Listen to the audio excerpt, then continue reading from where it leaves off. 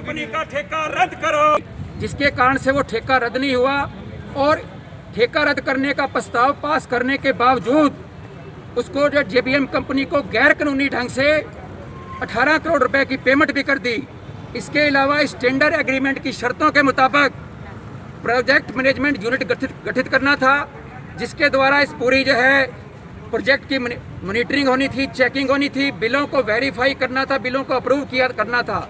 लेकिन वो project management की यूनिट की बिना बिलों को अप्रूव किए, बिना कोई जो है मॉनिटरिंग किए, उसको 38 करोड़ रुपए की आज तक जो है इन्होंने पेमेंट करी है, जो गैर कानूनी है।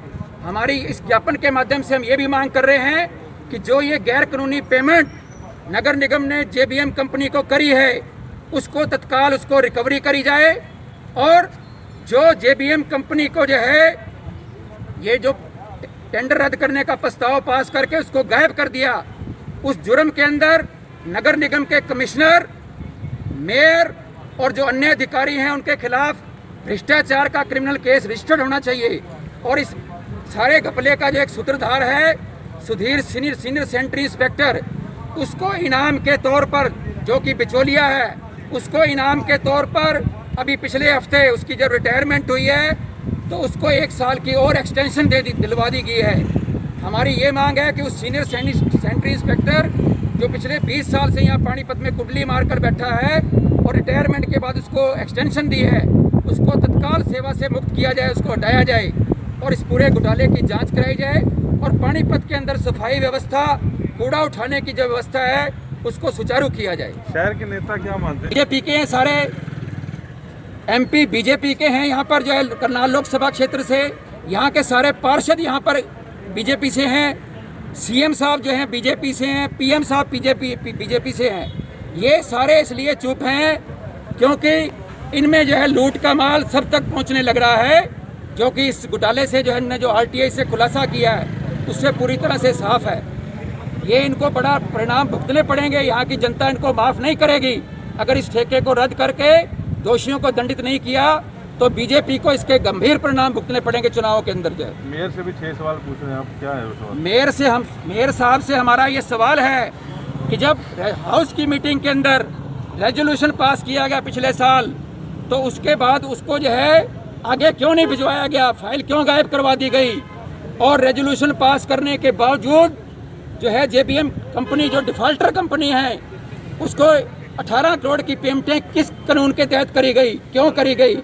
और जब प्रोजेक्ट मैनेजमेंट यूनिट गठित किया जाना था, जिसके बिलों के अप्रूव करने के बाद, मॉनिटरिंग करने के बाद पेमेंट की जानी थी टेंडर एग्रीमेंट की शर्तों के अनुसार, वो जो है आपने कैसे जो है गैर कानूनी ढंग से उसको पेमेंटें करा दी।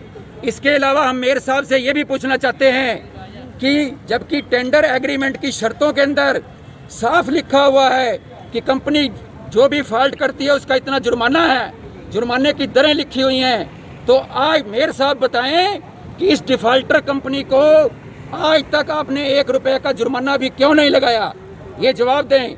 और जो 15-20 साल से यहाँ पर सीनियर सेंट्री इंस्पेक्टर सुधीर बैठा हुआ कुंडली मार के, उसको रिटायरमेंट के बाद 1 साल की एक्सटेंशन कैसे दिलवा दी गई, ये इनाम दिलवाया गया उस बिचौलिए को? क्या यहाँ पर कोई और सीनियर सेंट्री इंस्पेक्टर नहीं हरियाणा के अंदर बचा, जो सिर्फ एक यही बचा है कि रिटायरमेंट के बाद भी उसको एक्सटेंशन दे दी गई है? हम खुली चुनौती देते हैं माननीय मेयर मैडम को, वो हमारी बेटी के समान हैं, लेकिन अगर हमारी बेटी भी कोई गलत काम करेगी तो हम उसको भी कहेंगे कि आपने गलत काम किया है। हम उनको चुनौती देते हैं कि आप कभी भी खुले मन से हमारे सामने इन सवालों के ऊपर जो बहस करने के लिए आएँ और जनता को बताएं कि सच क्या है। ये रद्द करो, रद्द करो। नगर निगम में भ्रष्टाचार नहीं सहेगा, नहीं सहेगा, नहीं सहेगा। नगर निगम में भ्रष्टाचार नहीं चलेगा, नहीं चलेगा, नहीं चलेगा, नहीं चलेगा, नहीं चलेगा। जेबीएम कंपनी का ठेका रद्द करो, रद्द करो, रद्द करो। पानीपत से गंदगी दूर करो, दूर करो, दूर करो। पानीपत से गंदगी दूर करो, दूर करो, दूर करो।